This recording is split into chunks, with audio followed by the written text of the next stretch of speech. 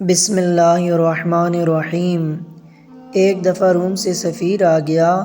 مدینہ میں پہنچ کر پتہ کیا کہ مسلمانوں کا بادشاہ عمر کہاں ہے۔ لوگوں نے کہا وہ تو بیت المال کے اونٹ چرانے جنگل میں گئے ہوئے ہیں۔ روم کا سفیر حیران ہوا کہ وقت کا حاکم ایسا بھی ہوتا ہے کیا؟ عمر فاروق سے کچھ ملکی معاملات پہ بات کرنی تھی۔ سفیر ڈھونڈتے ہوئے ایک درخت کے پاس پہنچا۔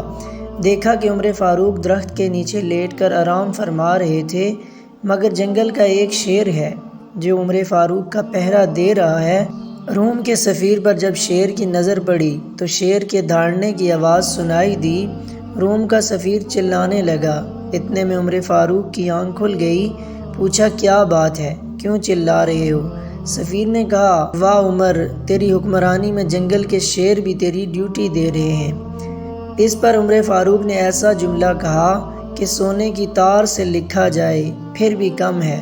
فرمایا جو بھی ہمارے نبی محمد مصطفیٰ صلی اللہ علیہ وسلم کی غلامی اختیار کرتا ہے اس کی قدر جنگل کے جانور بھی پہچانتے ہیں۔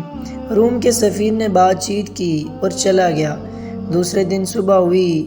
عمر فاروق پانی کے مشکیزے بھر بھر کے غریبوں کے دروازے پہ پانی پہنچا رہے تھے کہ امیر المومنین، خزانے سے ہم بھی تنخواہ لیتے ہیں، آپ حکم کرو ہم پانی بھر دیتے ہیں۔ اس پہ عمر فاروق نے کہا برابر، آپ ٹھیک کہہ رہے ہو، مگر کل روم کا سفیر آیا، اس نے میری تھوڑی تعریف کر دی، اس سے میرے نفس میں کچھ اکڑ آ گئی، اب غریبوں کا پانی بھر کے اپنے نفس کو سزا دے رہا ہوں۔ اے عمر، تو تو بادشاہ نہیں، تو تو غریبوں کا غلام ہے۔